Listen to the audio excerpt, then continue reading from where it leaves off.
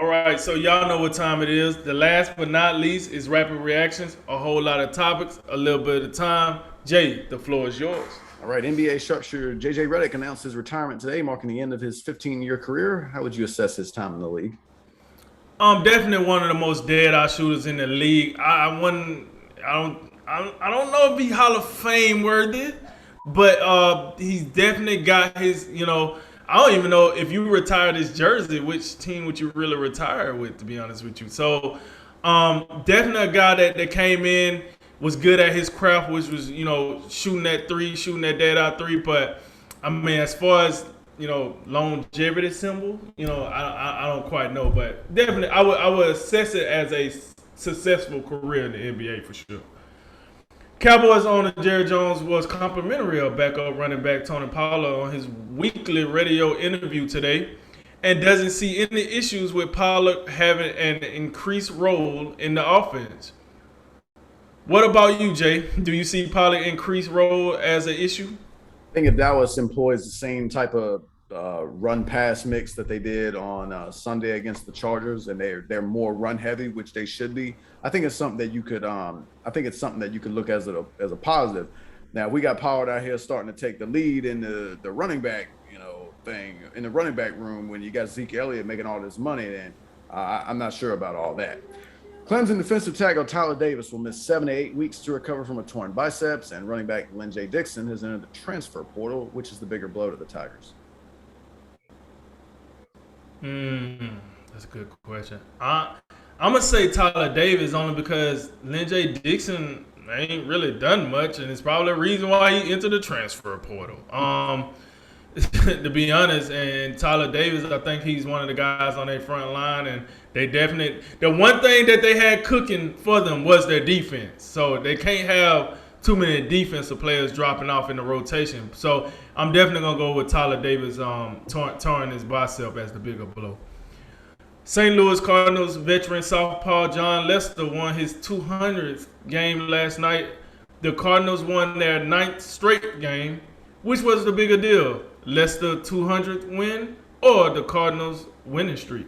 I don't want to put too much of a damper on John Lester's accomplishment, but the Cardinals, I mean, they won 9 straight, and they got the second wild card right now, and feels like a couple of weeks ago that would have been unthinkable. But you've seen teams like the Reds and the Padres really slip lately, so it's kind of opened up an opportunity. So I'm going to go with the Cardinals winning 9 straight and being in good playoff position right now. Golden State Warriors say shooting guard Klay Thompson is making good progress as he continues to work to come back from his right Achilles injury. Thompson's expected to participate in controlled drills in training camp, and that return game action will be announced at a later date. What are your thoughts on that? I don't have no thoughts. I just want to see him play. Because last year I thought I was going to see him play. He missed the whole season. So at this point, I just want to see him back out on the court. It is encouraging news, but we got encouraging news last season, and we see how that turned out. So until I see him in the Golden State jersey, doing some warm-ups, getting ready for a game, then I'll be like, oh, all right then. Here we go. Miami quarterback De'Aaron King is dealing with a right shoulder injury that will require further evaluation. He is listed as questionable for Saturday's game against Central Connecticut State. Your reaction? The whole Miami football team is questionable at this time. I got to tell you. Here's the deal: if they somehow lose that game to Central Connecticut State, I don't care who's under center. They should run Manny Diaz out of town, and people should consider canceling Miami versus Florida State. Talk about a COVID spike or something. Anything. That's not something we need to be watching. Bucs coach Bruce Arians says GM Jason Licht has reached out to veteran cornerback Richard Sherman to gauge his interest in coming to Tampa Bay as the Bucs deal with significant injuries in their secondary. Do you think bringing Sherman in would be a good idea? Yeah, why not? Listen, the culture of the Bucs now is we can bring in veteran guys and they're gonna come and do what they need to do. I mean, let's be real here.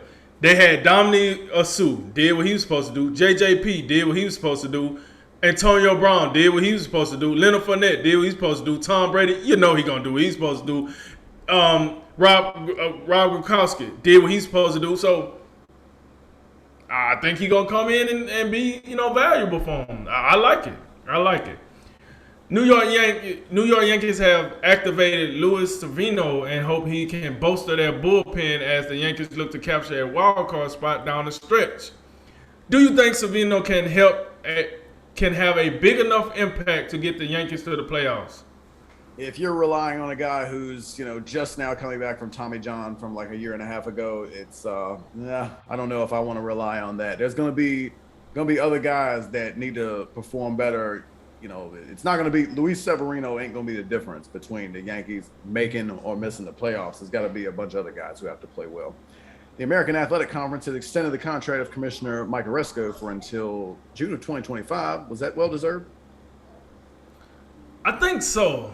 And I know the whole conference did this, but I can only speak about the football portion because I don't really look at this conference for anything else. So, like, if I just look at the football portion of this, I think so. When you think about the Big 12 came and said, hey, we looking to get this team, the teams that they got from the conference, that does speak well on the AAC conference that they was doing something right, that somebody wanted to come and get their talent. So I'm not mad with that, Cool, you got the money? Why not? Go ahead and extend them out. Let's get paid, baby. Last one. Panthers, Texans, Thursday night football from Houston. Who you got, Jay? Who you got? No Tyrod Taylor for the Texans. That seems like a big deal right now. If you're talking about, I guess Davis Webb is going to get the snaps on Thursday night. So, yeah, I got Carolina, and I don't know if it's going to be all that close. And that concludes tonight's Drink of Wisdom. As always, like, listen, share, subscribe. Thank you for joining us. I'm Jay Wise. And I'm Nathan Drinker. And remember, make tomorrow better than today, and make today better than yesterday. And you know what we going to do. We gonna holler at you until next time, baby. Ladies and gentlemen, this is a Drink of Wisdom.